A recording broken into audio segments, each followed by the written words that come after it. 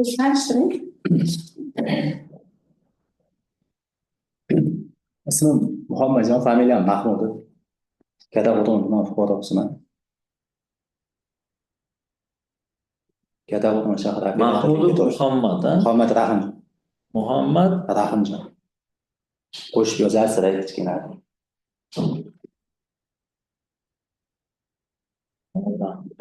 operator Kattaqo'rg'on shahar operator lavozimiga kelyapsiz. Savol chiqarib bering.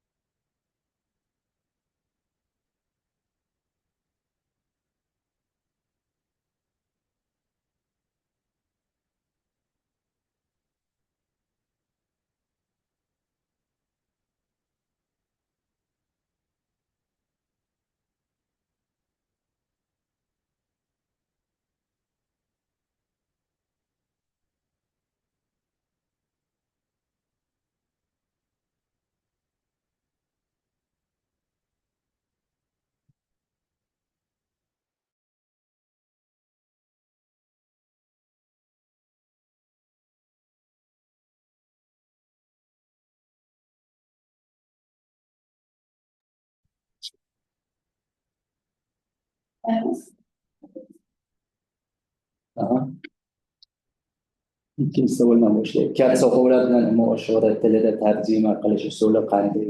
Tarjima turi deyiladi. Bir o'zaro gaplashish usulini so'rayapti-da, shunaqami? Mimika orqali muosharat orqali suhbatlashiladi. Kasb o'quvlar bilan Muoshara, shu nomi bor o'zi. Mimika emas, nomi bor. Muoshara, muoshara bilan gaplashib mimika deyiladi. O'zim psixologiyadan tugatganman, mimika deb aytadilar. Psixologiyadan tugatgan o'zingiz bilishingіз kerak. Keyingiz.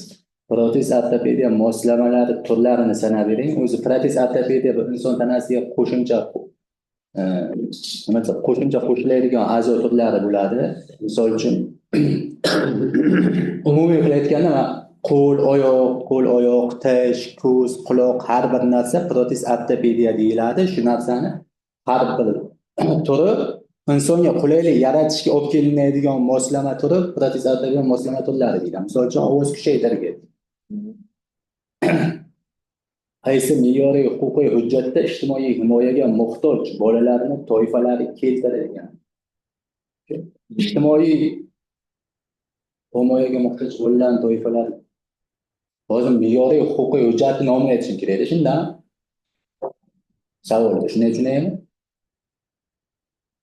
Qaysi me'yoriy huquqiy hujjatda ijtimoiy himoyaga muhtoj bolalar toifalari?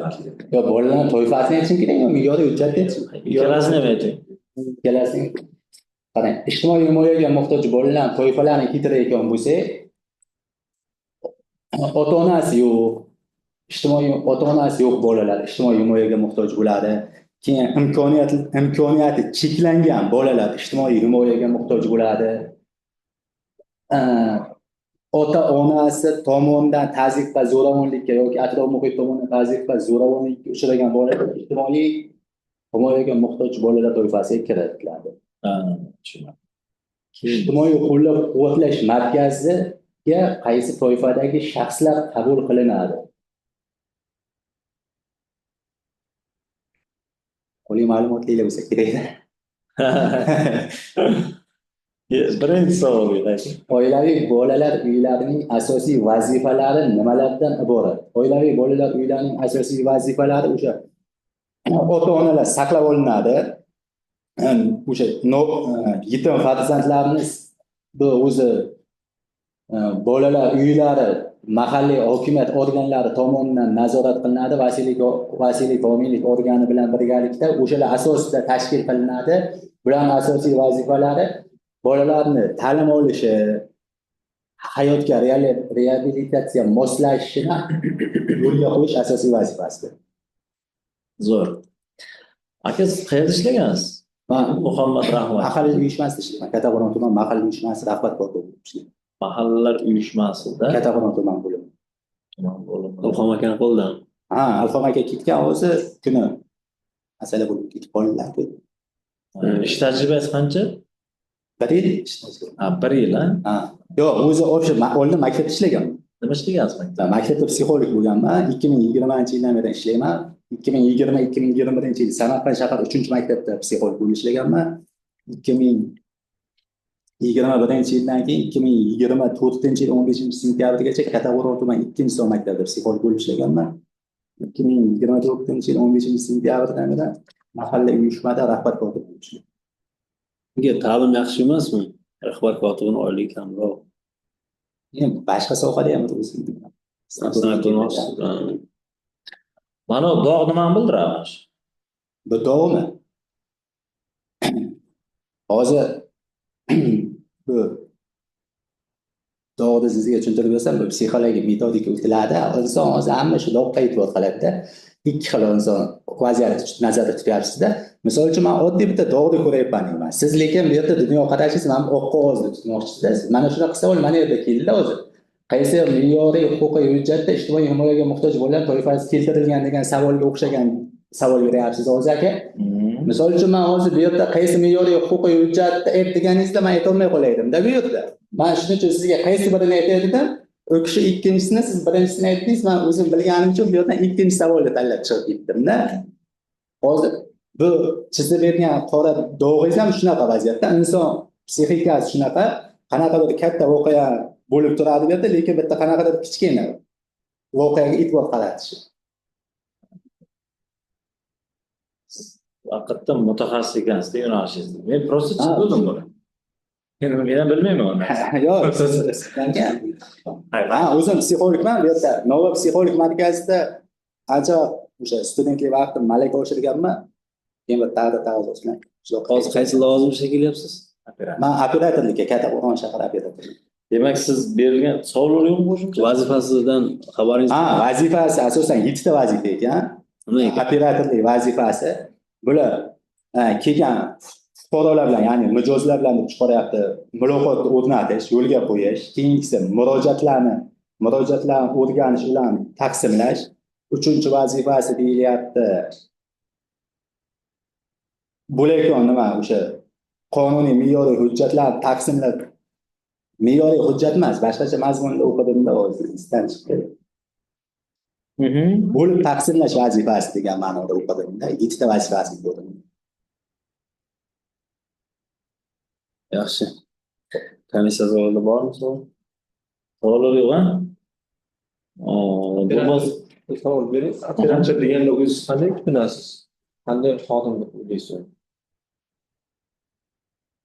O'zimni Ha, tushuncha izlayapti. operator deganda bunday sizni oldingizga kelyapti kimdir bir fuqaro o'zini murojaati bilan siz o'shanga to'g'ri yo'l ko'rsatib bera olishingiz kerak. Misol uchun ishingiz qanday bitadi? Unga qiyin emas. Misol uchun hozir to'g'risi mana ko'pchilik hamma narsani buni ikki tomoni bo'lganda ko'p tashkilotga endi hamkor tashkilotlarga borib ishini tushib boradi. Qiyin yo'lini aytadi-da. Yo'q, fuqaroga unday emas, qiyin emas, oson yo'lini ayting. Qonundan chiqmagan joyda yengilliklar bor-ku, biz hozir sal ko'p tashkilotlarimizda qonun sal qiyinlashtirilgan yo'nalish aytadi. O'ylab ketamiz-da o'zimiz nima bo'layotganini. Men operator vazifasini shunday tushunaman-da. O'zim shuni tushuncham shuda. Endi boyagi aytganim 7 ta boshqa yo'nalish vazifasi. Rahmat sizga. Siz demak bitta javob bera olmadingiz, bitta savolga. 5-savolga javob bera olmadingiz. Noto'g'ri javob berdingiz. Qolganini qisman javob berdingiz. Suhbatda ishtirok etganingizga rahmat.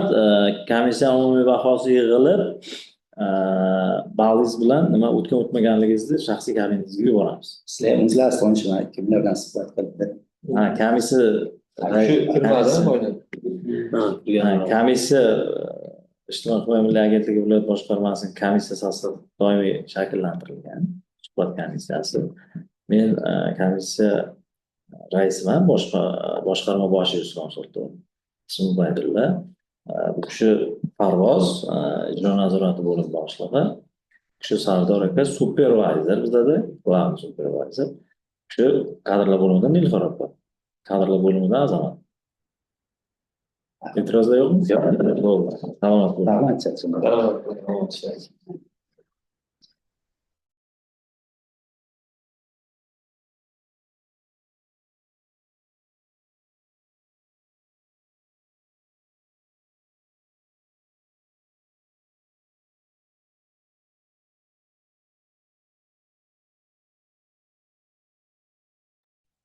Bo'lmasa, bugungi 17 aprelda belgilangan suhbat shulardan iborat. Bo'lmasa yakunlaymiz. Nomzod qolmadi.